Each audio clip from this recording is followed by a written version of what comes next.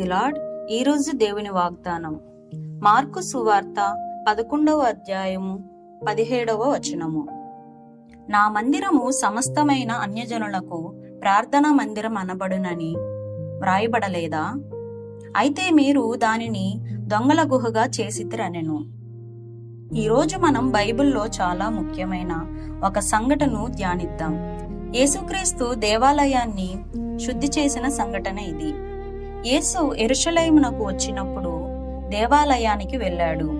దేవుని సన్నిధి ఉండవలసిన ఆ పవిత్రమైన స్థలములో ప్రార్థన, ఆరాధన, వినయం ఉండాలి.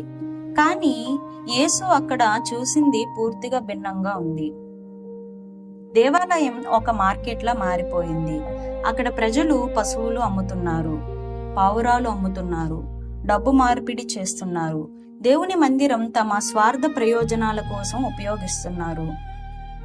ఈ దృశ్యం చూసిన యేసు నిశ్శబ్దంగా ఉండలేదు. ఆయనకు కోపం కలిగింది.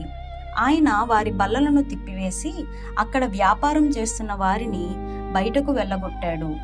నా మందిరము సమస్తమైన అన్యజనులకు ప్రార్థనా మందిరము, మీరు దానిని దొంగల గుహగా చేశారు అని గట్టిగా చెప్పాడు. ఇక్కడ మనం ఒక ముఖ్యమైన సత్యాన్ని నేర్చుకోవాలి. దేవుని మందిరములో పవిత్రత చాలా ముఖ్యం. దేవుడు నివసించే స్థలములో స్వార్థం, లోభం, మోసం ఉండకూడదు.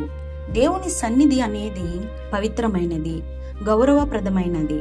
అయితే ఇది కేవలం ఆ కాలంలోని దేవాలయం గురించే కాదు. దేవుని వాక్యం చెబుతుంది, 1 కొరింథీ 6:19, మీ దేహము దేవుని వలన మీకు అనుగ్రహింపబడి మీలోనున్న పరిశుద్ధాత్మకు ఆలయమై ఉన్నదని మీరు ఎరుగరా అని ఉంది కదా. మనమే దేవుని ఆలయం అంటే మన హృదయం దేవుని నివాస స్థలం. అప్పుడు మనం మన హృదయాన్ని పరిశీలించుకోవాలి. మన హృదయం ఎలా ఉంది? అది ప్రార్థనతో నిండి ఉందా, లేక లోకాసక్తులతో, పాపంతో, ద్వేషంతో నిండి ఉందా? చాలాసార్లు మనం దేవుని నామాన్ని ఉపయోగిస్తూనే మన హృదయంలో ఇతర విషయాలకు ప్రాధాన్యత ఇస్తాము. దేవుని స్థానం తీసుకోవాల్సిన చోట డబ్బు, గర్వం, కోపం, అసూయ, చెడు ఆలోచనలు వస్తాయి. అప్పుడు మన హృదయం కూడా దేవాలయం కాదు, అది కలుషితమైన స్థలంగా మారుతుంది. ఈరోజు యేసు మన హృదయ ద్వారం దగ్గర నిలబడి ఉన్నాడు. ఆయన మనలోనికి వచ్చి శుద్ధి చేయాలని కోరుతున్నాడు. మనలో ఉన్న ప్రతి అపవిత్రమైన ఆలోచనను, ప్రతి పాపాన్ని, ప్రతి చెడు అలవాటును బయటకు తొలగించాలని కోరుతున్నాడు. మనము యేసుని అనుమతిస్తే ఆయన మన హృదయాన్ని శుభ్రపరుస్తాడు, మన జీవితాన్ని క్రొత్తగా మారుస్తాడు, మనలో శాంతి, ఆనందం, పవిత్రతను నింపుతాడు. కాబట్టి వింటున్న సహోదరి, సహోదరుడా, మన హృదయాన్ని దేవునికి సమర్పిద్దాం. ప్రార్థనతో, దేవుని వాక్యంతో, పవిత్రమైన జీవనంతో మన జీవితాన్ని నింపుదాం. దేవుడు మనలో నివసించడానికి యోగ్యమైన ఆలయంగా మారుదాం.